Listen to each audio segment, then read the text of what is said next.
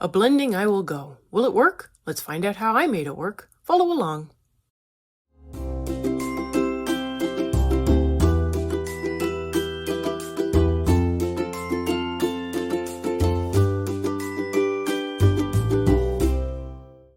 Hi everyone, I'm Catherine, the artist behind Bigelow Fine Arts. I recently joined the secret society of the Curious Colorists.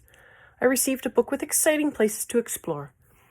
It is a lovely summer evening. The cicadas are buzzing and the crickets are chirping. I retreat to the garden with lovely hanging lanterns providing gentle light and a cozy tent that awaits a relaxing evening. Join me for a little backyard tea and some relaxing coloring. I will be working on the background first. If you watched my background video for the springtime spread, which I'll put in the cards and show notes, you'll remember that I mentioned that each picture is different and backgrounds come in all types. I am working up a simple gradient background to set the stage for a lovely summer evening in the backyard. I will be putting down many layers, and that is part of the key to using Solvent as a blender. I will begin with the dark indigo and put down a light layer over the area above the lanterns. I will be feathering the layer down a little between the lanterns just to make blending the lighter bottom part of the sky with the darker top part easier. I am leaving a white halo around each of the lanterns as I am going to make them have a light glow around them.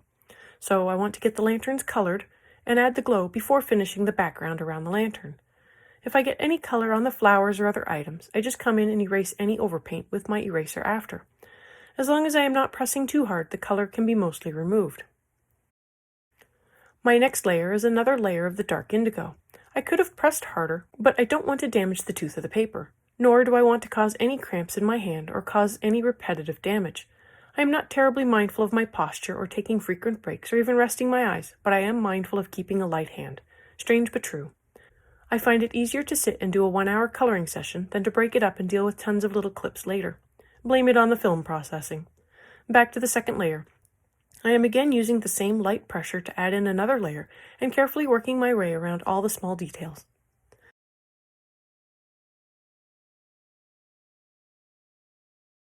My third layer is black, and yes, I am keeping track of the number of layers to prove a point. I am using the same light hand.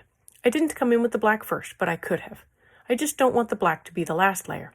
I want to build a rich background, and I'm using many layers with several colors, and that will give the background depth and make it look more alive and rich, rather than if I had come in with one thick layer over the entire area. My fourth layer for the top section is another layer of the dark indigo, again using the same light hand. I have been trying to keep my pencil sharp when I work around the flowers, but I am just rocking the dull pencil and getting down a uniform layer over the area I want this color. I did start this background on only the upper left part of the page, but I did work up the upper right part with the same number and order of layers just to catch up and get the background all worked up in one shot.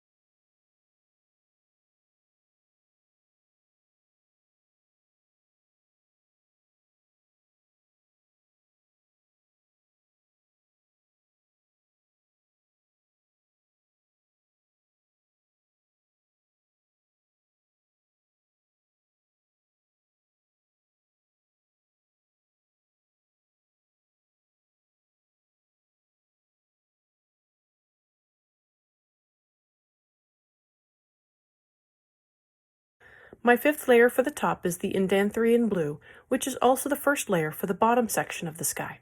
I pick an arbitrary stopping point for the sky, and everything below that will end up being grass.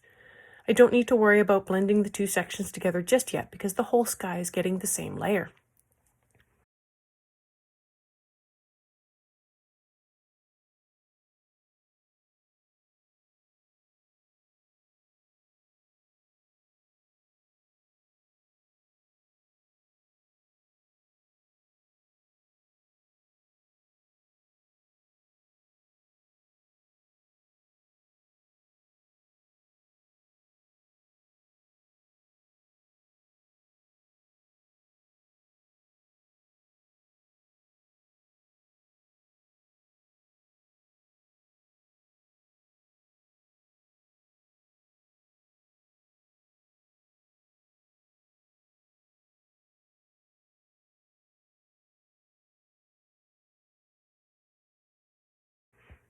My second layer for the bottom is another layer of the Indanthrian blue. And now I am being a little more mindful of blending the layers together since this layer will not be extending up into the top part of the sky.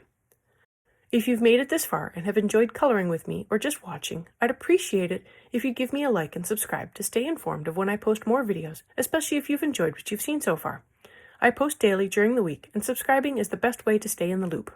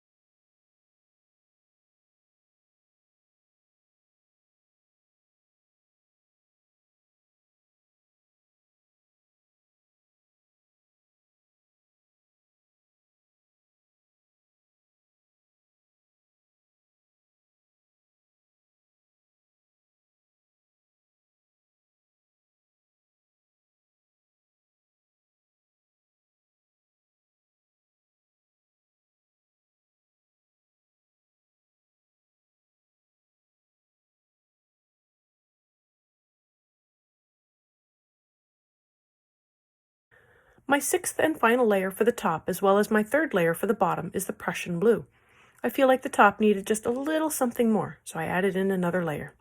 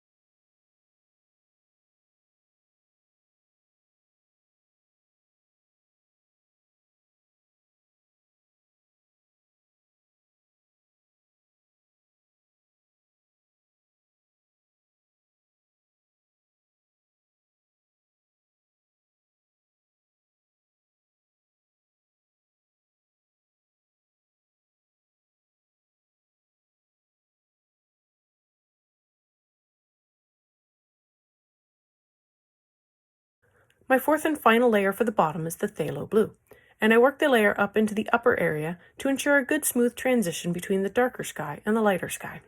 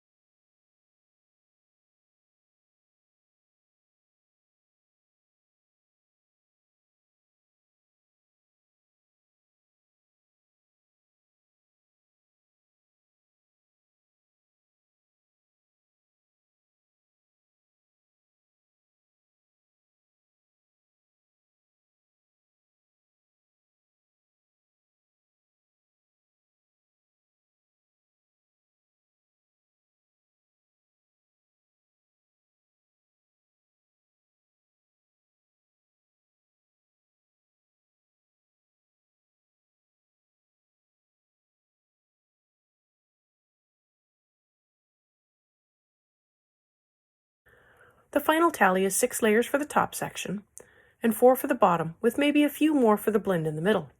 I am coming in with my odorless mineral spirits to blend all the layers together. In case you're wondering, I'm using a cheap filbert brush that I think was marketed for watercolor, but any soft bristle brush would do. I like using a filbert as I can get a nice sharp line from the tip and still cover a larger area when I press harder. I initially found it hard to determine how much OMS I needed to use. A little is better than a lot, but too little and it doesn't work well. Too much and it will bleed into surrounding areas and cause a mess. What I like to do, which has kind of worked for me, is to dip the brush into the solvent and wipe it along the side to get off some of the extra. I then brush it on a piece of paper towel to remove the extra before I apply brush to paper. I use small finger paint pots with a snap-on lid, but I'm not a fan of it as the liquid gets into the top and I eventually get it all over my hands. I try to be careful around chemicals, even ones with no odor, as they are still harmful, so I keep it capped unless I am actively dipping and I try to avoid getting it on my skin. Once I have what I think is the right amount, I gently apply it to the area I want to blend. Since there is more solvent in the paintbrush at the beginning, I will use a light hand, but as it evaporates from the brush, I will press harder to keep blending. The OMS will blend out some rough technique, but it will not fix everything. Thin spots will show. Pressing too hard in one spot will also show. I tried to be careful where I placed the OMS. Before I began, I tried to go through and remove any color from areas where I didn't want blue. If I get any solvent into an area without color, it will just dry and be fine. But if there is any color in the spot and I get solvent there, it will dissolve it into the paper and it is there to stay. OMS almost seems to melt the binder and move the pigment around, so I'm really careful not to stray out of the lines. That would push color into an area I didn't want it. And yes, it does happen. I did get a little blue onto the little circles in the flower bunches, as well as on a couple of the leaf tips. For the most part, I am trying to keep to the same color areas. I tried to work up the darker top half before heading down to the middle and then the lower part. By dipping and wiping my brush, I am in effect cleaning it between uses, but I certainly wouldn't want to carry some of that dark blue down into the light blue area. It would be hard to fix. I will go through and finish up the background. And I do flip the page over as much as my top clip allows to show that there is no bleed through or liquid showing through. I tried to keep my brush on the drier side just to prevent soaking the paper. I also tried to not scrub at the paper once it is wet, as that could damage it as well. After I apply the OMS, I want to allow the area to dry completely before I would even think of adding more layers to the background, which is totally possible. I won't be doing it, but it is possible. And the difference in layers? It is a little visible. The bottom section does look a little rougher than the top, not quite as smooth. I could certainly go over it again with another layer or two to smooth it out, but I can also just leave it.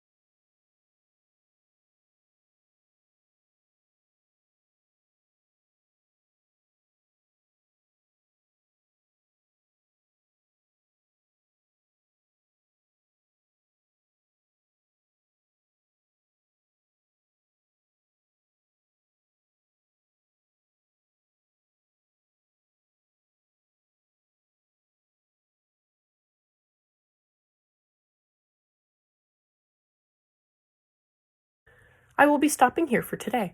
Let me know what you think and if you colored along. Will you try to blend with solvent? I definitely recommend practicing on the test page in the back to get a feel for how dry the brush needs to be without being too dry. Thanks for joining me for tea in the garden. Let me know below or on social media if you colored along. I'd love to know how you did. I'm on Twitter, Instagram, MeWe, and Patreon. Patreon has a short write-up, my palettes, and a list of the timestamps, and I've made it available for everyone. If you have any questions or page requests, please leave them below or reach out to me on social media. I put in a list of chapter breaks in the show notes, as well as a list of equipment I like to use. If you use any of my affiliate links, it really helps me out without costing you a thing. I want to thank you all so much for coming along and joining in with me on this coloring journey. I appreciate all my subscribers and look forward to more of you joining in and coloring along with me. Please like, share, and subscribe to help that happen. Until next time, happy coloring.